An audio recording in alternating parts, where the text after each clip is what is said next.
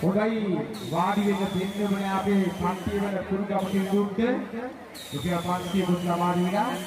අපේ පුවත් කමල් වගේ සිංහලේ කුමාර ගොඩ ගමේ ඉනිමත් කරලා තියෙනවා තොරණේ කතාව කවියේ තියා දෙන්න බැරිද මොකද බැරිද කුරුගම කිඳුනි සම්පූර්ණ කතාවේ අපි සාරාංශයක් වෙනකම් භාගයක් විතර උඩ ආදාරක් කියනෝනේ මේක පොඩ්ඩක් අපි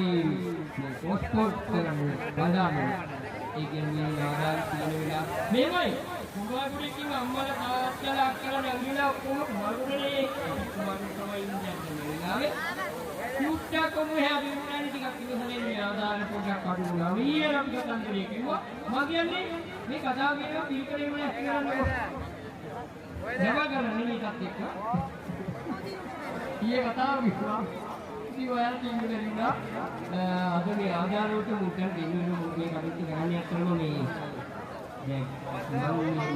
මේ මුලත් කියනවා මේ